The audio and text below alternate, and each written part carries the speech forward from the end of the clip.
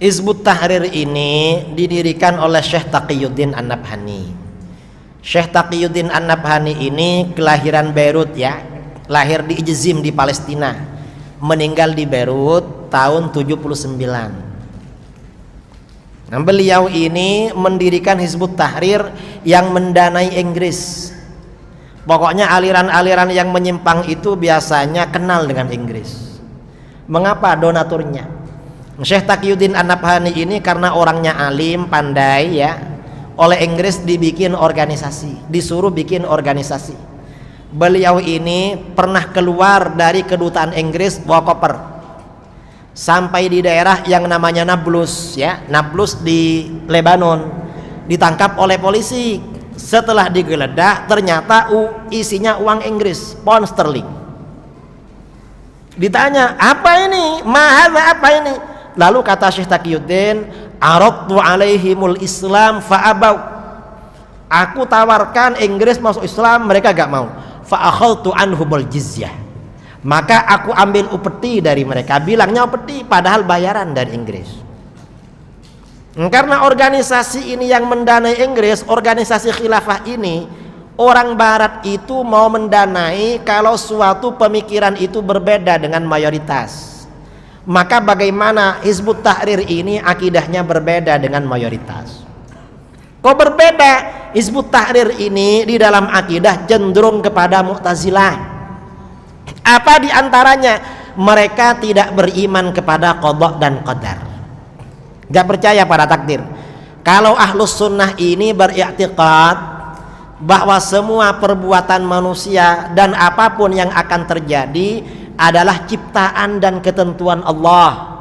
Kalau menurut Hizbut Tahrir sama dengan Syiah dan Mu'tazilah, perbuatan manusia yang disengaja adalah ciptaan dan ketentuan manusia, bukan ciptaan dan ketentuan Allah. Jadi memang tidak beriman kepada takdir. Nah, faham Mu'tazilah, Syiah dan Hizbut Tahrir yang seperti ini, kata para ulama, ini adalah sesat dan menyesatkan. Walaupun tidak dikafirkan, tetapi sesat dan menyesatkan karena gak beriman pada takdir. 1 tahun yang lalu, nah, kapan ya Hizbut Tahrir dibubarkan tuh sudah berapa lama? Jadi sebelum dibubarkan, ada Ustadz Hizbut Tahrir 4 orang datang ke rumah saya. Awal-awalnya nelpon, Pak Kiai mau silaturahmi. Saya gak tahu kalau Hizbut Tahrir. Kapan Kiai ada waktu?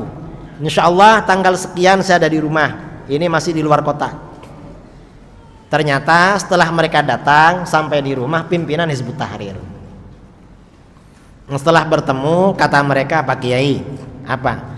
Minta tolonglah Pak Kiai dalam ceramah jangan membeda-bedakan Ahlus Sunnah dengan Hizbut Tahrir. Mengapa? Karena Hizbut Tahrir dengan Ahlus Sunnah sama saja, gak ada bedanya. Lalu saya bilang, kalau memang Ahlus Sunnah dan Hizbut Tahrir itu sama, tidak ada bedanya, mengapa kamu keluar dari Ahlus Sunnah lalu masuk Hizbut Tahrir? Mestinya kamu gak perlu keluar karena sudah sama. Kamu ini keluar berarti beda, berarti ini beda, buktinya kamu keluar. Akhirnya mereka diam. Jadi mereka ini kalau ngomong bolak-balik aja bicaranya. Orang ahli bid'ah itu dibolak-balik biasanya bingung sudah. Lalu kata mereka, Kiai, apa bedanya? Loh masa tanya ke saya? Kan sampeyan yang Hizbut Tahrir. Yang merasakan sampeyan, bukan saya. Yang jelas kalau menurut saya, kamu tidak beriman pada takdir, gak ada qada qadar. Kalau kami beriktikad semua perbuatan manusia yang disengaja adalah ciptaan dan ketentuan Allah. Sementara menurut kamu perbuatan manusia yang disengaja bukan ciptaan dan ketentuan Allah, tetapi ciptaan dan ketentuan manusia. Iya Kiai, tapi kami beriman bahwa manusia di dalam berbuat itu ada kekuatan yang diberikan oleh Allah. Nah, itu bedanya dengan Ahlus Sunnah. Saya bilang begitu, itu berarti beda. Makanya jangan kamu sama-samakan. Dan itu sesat berarti, karena di dalam kitab-kitab tauhid yang diajarkan di pondok-pondok seperti itu memang. Saya bilang begitu. Tapi Kiai, kami masih berkeyakinan bahwa Allah mengetahui perbuatan manusia sebelum manusia berbuat. Nah, ini teori ini yang menyebabkan kami tidak mengkafirkan kamu. Jadi orang yang tidak percaya kepada takdir, kalau berkeyakinan bahwa Allah tidak mengetahui perbuatan manusia kecuali setelah manusia berbuat, kata para ulama, maka ini qadariyah yang kafir, karena menganggap Allah itu bodoh. Dan ini qadariyah ekstrim, kelompok qadariyah yang pertama. Kalau ada qadariyah seperti kamu meyakini Allah tahu perbuatan manusia sebelum manusia berbuat, maka berarti ini qadariyah yang kedua, yang hukumnya sesat dan menyesatkan. Cuman kamu perlu tahu, keyakinan kamu bahwa Allah itu tahu perbuatan manusia sebelum manusia berbuat, ini adalah kelemahan ajaran kamu. Kata Imam Syafi'i, al-qadari in khusima bil ilmi in qata'ah. Qadariyah, Mu'tazilah yang tidak beriman pada qada qadar, kalau didebat tentang ilmu pengetahuan Allah biasanya terputus. Kok gitu Kiai? Saya tanya, perbuatan manusia yang disengaja ciptaan siapa? Kalau menurut kami ciptaan dan ketentuan Allah. Dia bilang ciptaan dan ketentuan manusia. Saya tanya lagi, sebelum manusia berbuat, apakah Allah sudah tahu pada apa yang akan dilakukan itu? Sudah tahu apa belum? Dia gak jawab. Kamu gak jawab. Karena kalau kamu jawab Allah belum tahu, kamu kafir. Berarti menganggap Allah bodoh. Kalau kamu jawab Allah sudah tahu, kamu akan saya tanya lagi. Gimana? Dia mereka pasti kamu menjawab seperti pembicaraan kamu tadi, Allah sudah tahu. Kalau memang Allah sudah tahu, karena kata mereka sebelum manusia diciptakan Allah sudah tahu apa yang akan dilakukan. Saya tanya lagi, kalau memang Allah sudah tahu apa yang akan dilakukan manusia sebelum manusia diciptakan, lalu siapa yang membuat perencanaan perbuatan itu? Apa manusia, apa Allah? Kalau kamu jawab manusia, berarti kami bodoh. Kamu bodoh. Mengapa? Wong dia belum ada sudah bikin perencanaan. Kalau kamu mengatakan yang merencanakan Allah, itu namanya takdir. Cuma kamu bodoh, nggak mau mengakui. Makanya kamu sesat dan menyesatkan. Ini disebut tahrir. Tidak beriman kepada takdir. Ini yang pertama. Yang kedua, Hizbut Tahrir ini tidak beriman kepada azab kubur. Padahal ini termasuk akidah Ahlus Sunnah wal Jamaah. Mereka gak percaya pada azab kubur. Yang ketiga, Hizbut Tahrir ini tidak beriman kepada Imam Mahdi. Kalau kita beriman kepada Imam Mahdi. Yang keempat, Hizbut Tahrir ini membuka keran pintu ijtihad selebar-lebarnya. Siapapun disuruh berijtihad. Loh, kalau begitu gak ada ulama dong. Kalau semuanya bisa berijtihad. Karena Hizbut Tahrir ini membuka keran pintu ijtihad selebar-lebarnya, ijtihad mereka ngawur-ngawur. Hizbut Tahrir ini pernah berfatwa laki-laki perempuan boleh meraba, laki-laki boleh meraba perempuan asal tidak syahwat. Itu di kitab mereka, di kitabnya Syekh Taqiyuddin An-Nabhani. Wa anna lamsan nisa bi ghairi syahwatin laisa haraman. Menyentuh meraba-raba perempuan asalkan gak syahwat gak haram. Misalnya cuma ingin tahu ini lembut apa keras ini. Dan di situ areanya bebas, terserah sebelah mana saja. Yang penting gak syahwat, cuma ingin tahu. Wah, bahaya ini. Ini mereka ini bukan hanya berfatwa meraba-raba. Mereka pernah mengeluarkan fatwa berciuman lawan jenis asalkan niatnya bukan berzina gak apa-apa.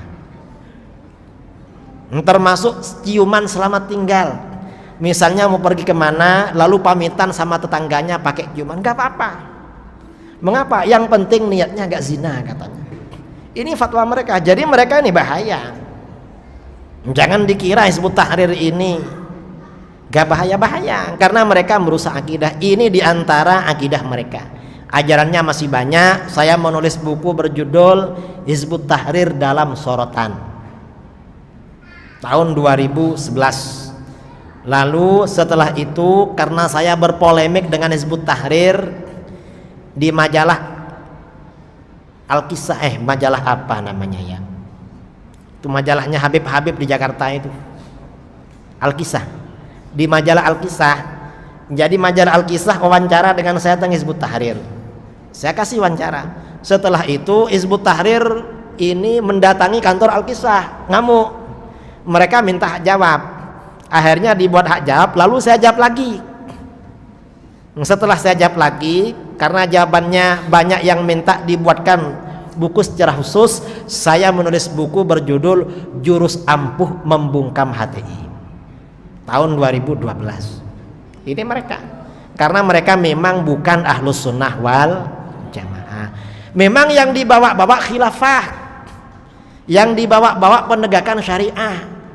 Tapi kalau gak percaya pada qada qadar, gak bisa khilafah ditegakkan, gak bisa, justru akan meruntuhkan kekuatan umat Islam. Mengapa begitu?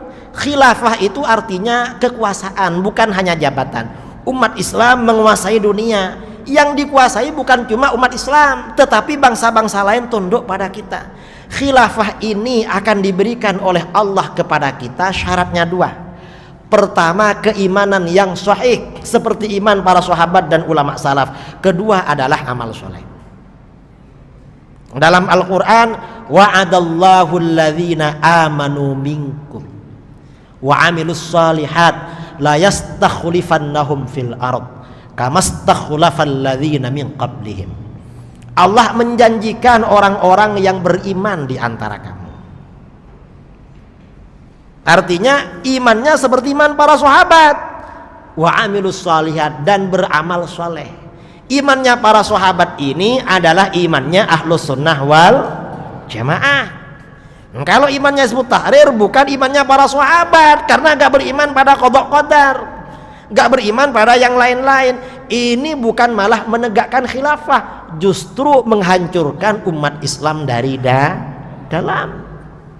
Dan beramal soleh. Loh, kalau menyuruh meraba-raba perempuan, membolehkan ciuman, bukan amal soleh itu. La yastakhlifannahum fil ard. Allah akan benar-benar memberikan kekuasaan kepada mereka di muka bumi, khilafah di muka bumi. Jadi khilafah itu artinya buah. Yang namanya buah itu berarti kita tanam pohon duluan. Pohonnya apa? Pohonnya adalah iman dan amal soleh. Hizbut Tahrir gak nanam pohon, tapi pohonnya malah ditebangi. Lalu bilang buah, dari mana buah mau didapat? Khilafah gak ada tokonya. Coba buah apel, buah jeruk, walaupun kita tak tanam, bisa beli di toko. Khilafah ini gak bisa dibeli. Tetapi buah yang merupakan anugerah karunia dari Allah